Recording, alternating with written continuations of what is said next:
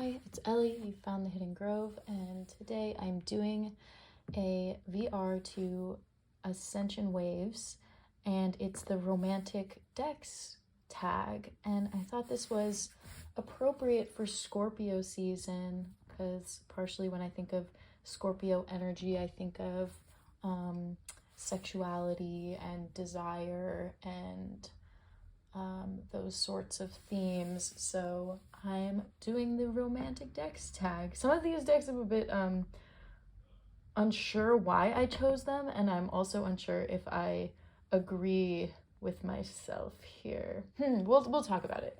Let's go with my first romantic deck is the Cosmic Tarot.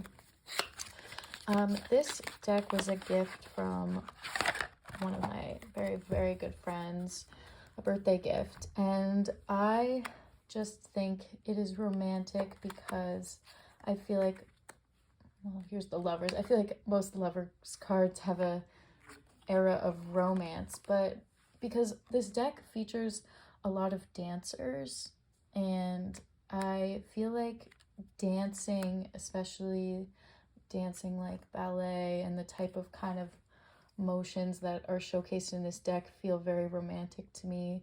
There's a lot of just companionship images.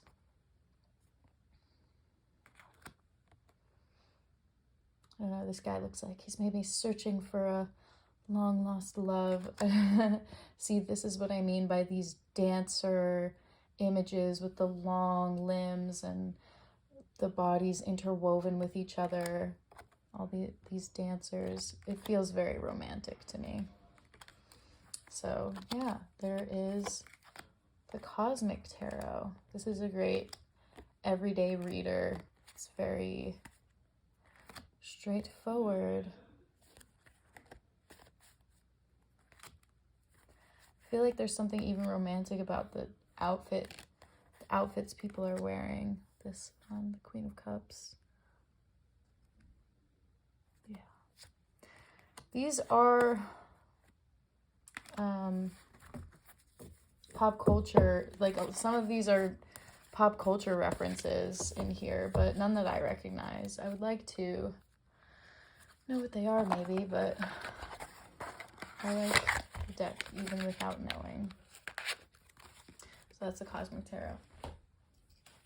Second on my list is, I have in this bag, it's the Vampire Tarot. And vampires, especially the type of vampire depicted in this deck, they're just romantic. Maybe more sensual and sexual than romantic, but but still, I feel like ever since we have the vampire fiction book genre, there's been kind of an air of romance around vampire imagery and vampire stories, kind of like villainous forbidden love, I don't know. And these characters, they just,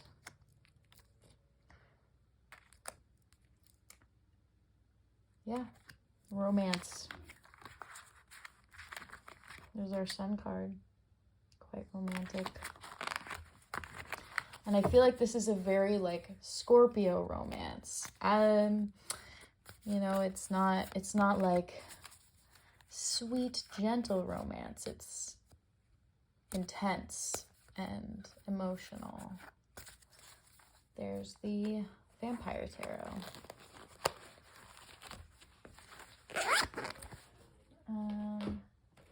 Next romantic deck is the Abyssal Tarot. I feel like this is such a perfect Scorpio deck.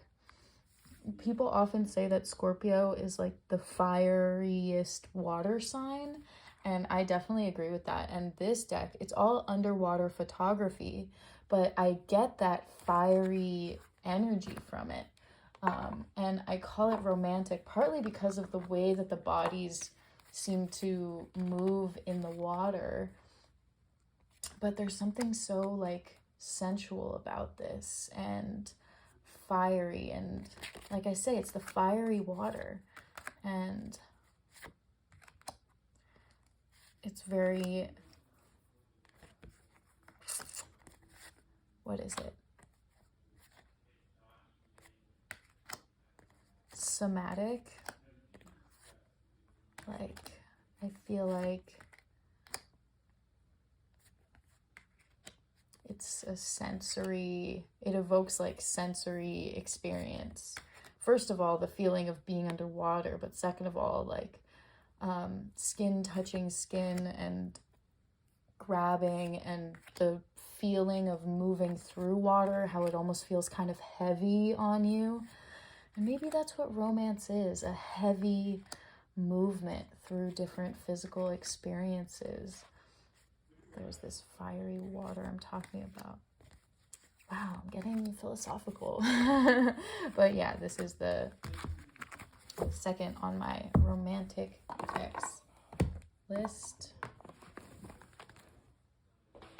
All right. Third, I chose Tantric Dakini, but I don't know if this is a romantic deck. I think I chose it because of like Tantra. Like the, you know, like sexual energy of Tantra.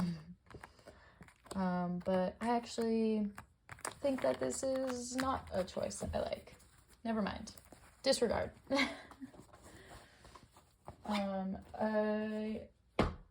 How about, I chose this deck for romantic, and I'm not quite sure why. I just felt like, I was like, oh yeah, it's Telesma. That definitely fits the bill. And I don't really know. I almost think it's the passion in this deck. Like there isn't necessarily a lot of romantic imagery, but there is like a fiery feeling. Maybe this is more of like a Scorpio decks video, but who knows? Like it just feels raw and getting to the essence of the emotion of each card and the sensations of each card. And it's almost like you get, by looking at these images, you pull out things like sounds and smells and visions and physical feelings. Oh, look at these beautiful fake boobs. I love this card. Yeah, just I guess it's kind of romantic in the way it evokes all of these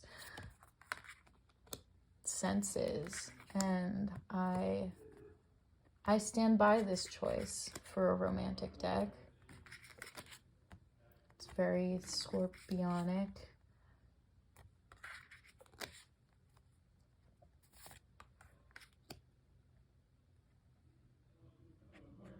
Some romantic imagery here.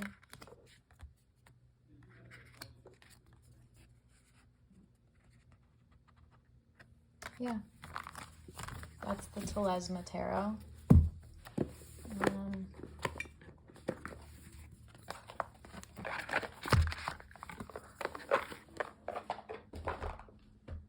Next, I chose the Tarot of a Moon Garden, and this usually feels kind of like a comfort deck, but I feel like the feeling of nighttime and being in the woods and wandering and kind of this like, I don't know, outdoor moonlight picnic energy feels very romantic to me.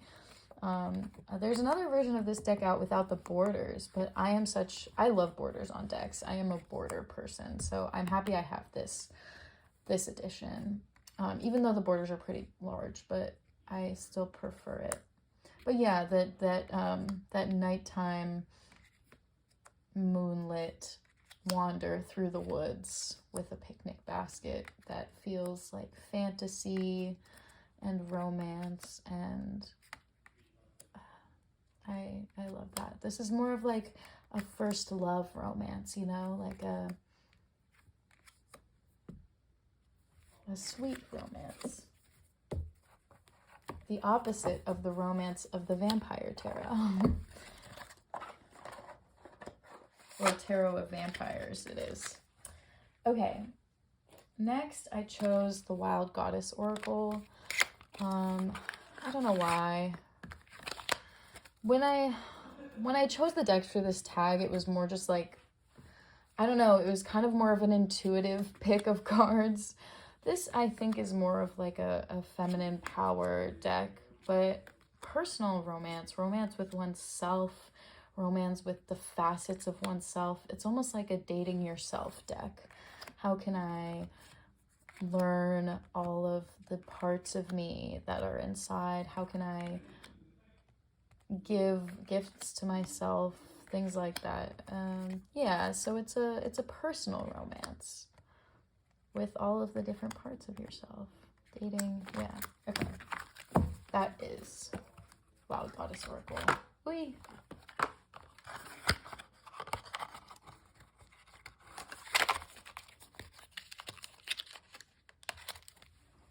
Okay.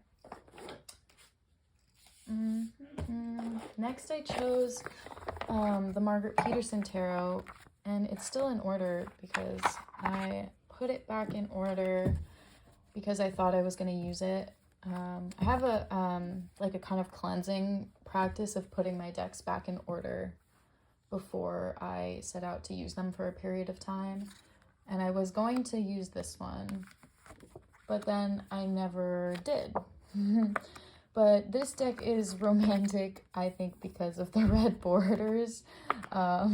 Makes it romantic. And then also this kind of like flowing free-form art. It feels like, you know, especially this card. Okay, you know when I feel like there was this trend going around where couples would like do a date where they rolled around in a bunch of paint on a canvas and used their bodies to make art together, and that's what this reminds me of. Like a cute little romantic body painting celebration. And I like that you see like handprints and figures deep in this deck. It's like you look at it once and you think you see one thing, and then you look at it deeper and you see a completely different thing, and you see different things if you like zoom in or out or restrict yourself to one part of the card. Yeah, well, I was supposed to be keeping it in order, but I don't know, I'll probably shuffle and put it back in order even again to cleanse before I decide to use this one, just because it sat stagnant for so long. Not so long, I mean, you know, like a month, but yeah, I love that moon card. And then the minors have a completely different feeling from the majors. It gives more of that kind of free-form painting feeling with kind of the body parts scattered around. Yeah, so there's a romantic deck. Something I left out of this that I wish I added, I feel like all of my decks that have mermaids in them, or at least the cards with the mermaids, feel romantic to me. I don't know why mermaids are romantic, okay? All right, next is Tarot of the Drowning World, and this one feels romantic to me, similar to the way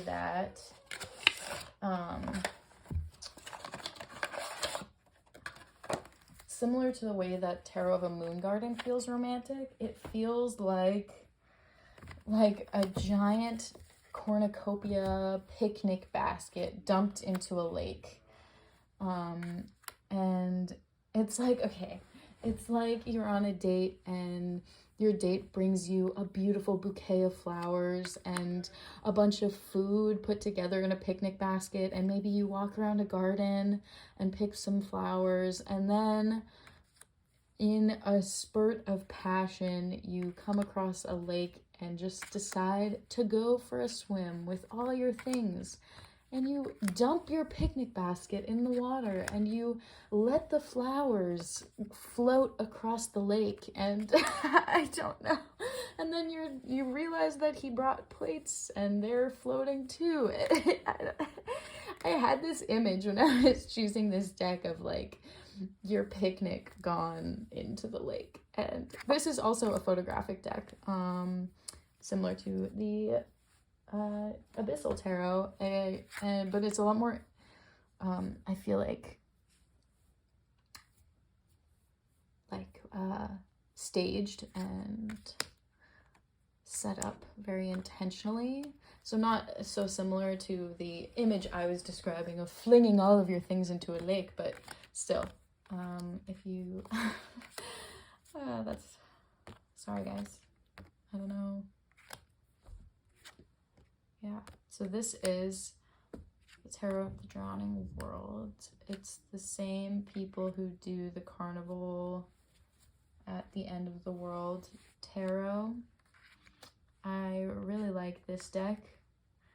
I have yet to get a super clear reading out of it. Like, I feel like this deck has never just like given me easy answers, but you know, that's not what tarot's for. Always, all the time. I have other decks that do that, so this one's kind of fun to explore, and we'll see.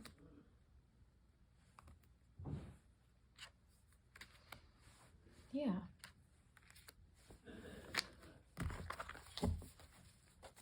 I love these backs. They're awesome. Oh, I haven't been showing card backs, have I? That's fine. You guys will be fine. Okay. I also have here the Hellenic Oracle as a romantic deck. I feel like these are romantic because I feel like mythology and stories are romantic, telling stories and that often involve relationships and failed romance and courting and love and loss and family ties. I feel like it is quite romantic, and for whatever reason I feel like this style of art is also very romantic. Anything to do with like ancient Greek depictions in art feels like a romantic era in the art world.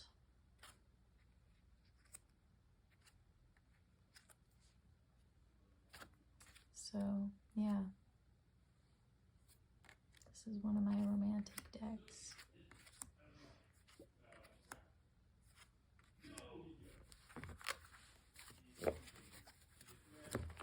It's a big chonker. This has almost 100 cards in it, I think.